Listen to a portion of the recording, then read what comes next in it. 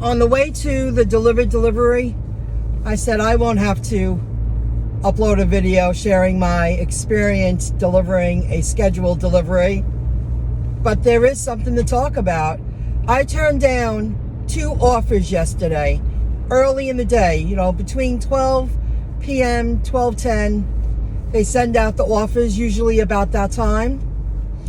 And I said no, because one order was it was just under $900 worth of guac food.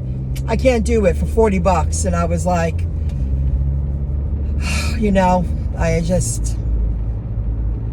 So then last night, about 5:30, they sent me this offer. It was $721 worth of food from a Magoo place in Melville, and I drove it to the National Grid. I said okay, because I'm going to Walmart now. Let's see if I get a spark or two. If not, I got to go home and continue doing what I was doing. So what to share with you here is, when I got to the pickup, the restaurant wanted the app to know that the customer added last minute items.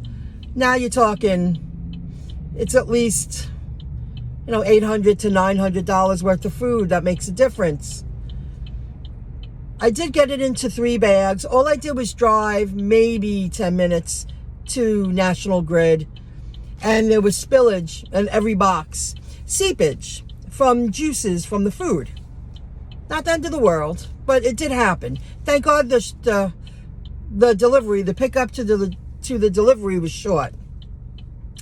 Then when I got into the room, in the notes, it said setup included. I couldn't set up. Why? They had like countertops inside the walls. They just made it. One side just made it with all the boxes. However, there were a lot of half tins. And the half tins I'm used to are pretty deep. These were the skinny half tins. There was a lot of skinny half tins. Tins on top of tins, which causes the seepage. It was a short ride. And it was a short ride. So then when I got into the room, which security has to follow you in, you're welcome, they won't let you walk around, because they don't even let you inside the foyer.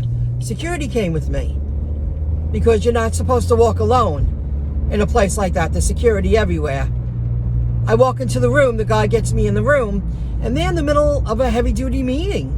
I mean, there's at least 15 people talking about environmental, money-saving ideas and tips, and you have to be quiet. I'm right next to them, within arm's length of the chairs of the conference table. So a woman gets up, and I went like this, and she was like, yes, and she sat back down immediately. She was a part of the meeting. She couldn't just, stop for 3 minutes. She would have missed it. They were deep in conversation. You have to be very quiet. You can't make any noise.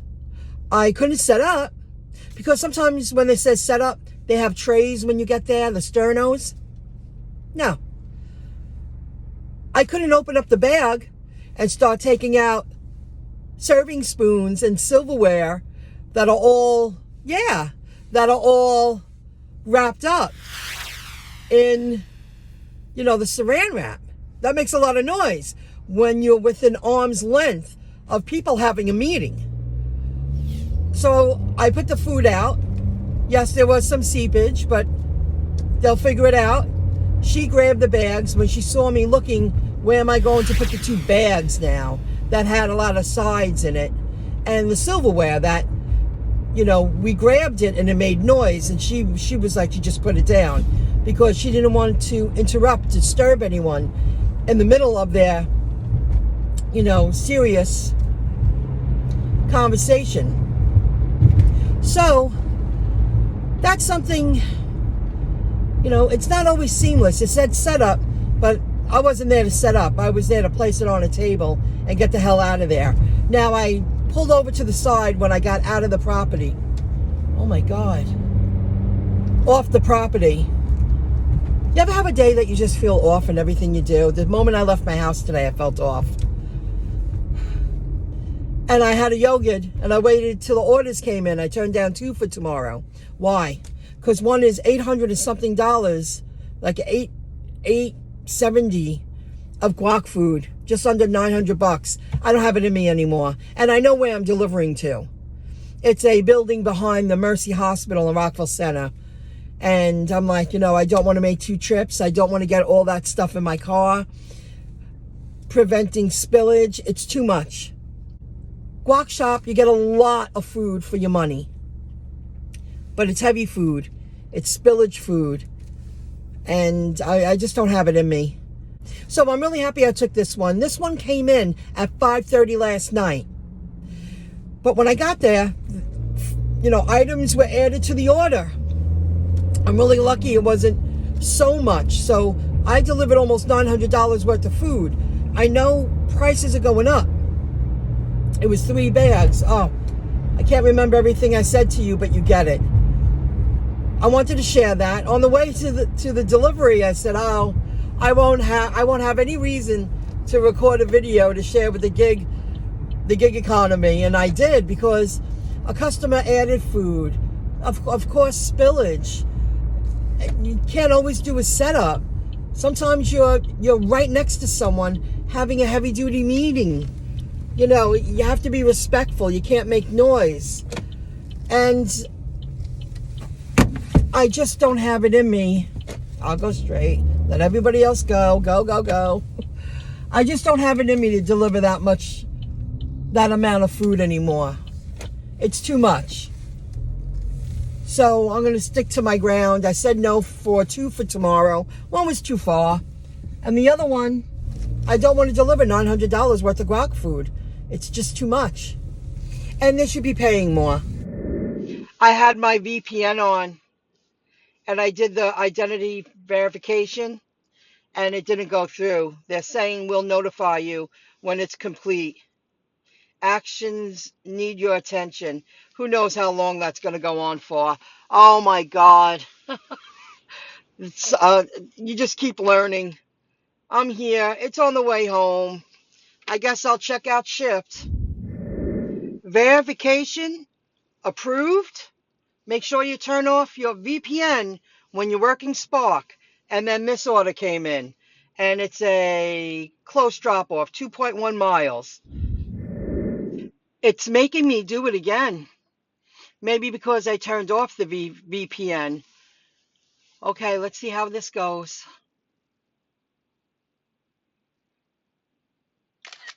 And I've noticed that you have to go slow.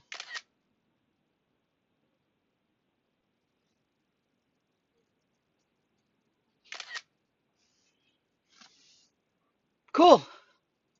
You're all set. Excellent. You have to turn off the VPN when you're doing this. I'm reviewing the shopping list. Do you see this here? It says liquor. Great value, sodium-free seltzer water. I hope I don't need identification when I get to the drop-off.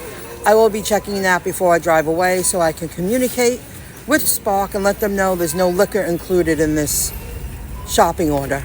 This is what happened. I got paid $20.42. Halfway through my shopping trip, and instead of waiting till the last minute to get up to the register and deal with the workers might say your order includes alcohol, there's a sticker involved. I saw a store manager. I've seen his face before, and he helped me, and I told him what the situation was, and he said that's only at super centers, because I've looked for those. They want you to grab a label or something from the alcohol aisle, and then you have to show it to the register person. Even though you're on self-checkout, there's a person watching the self-checkouts. So I'm happy I didn't follow through with the rest of the order. They wanted me. Spark wanted me to call the customer.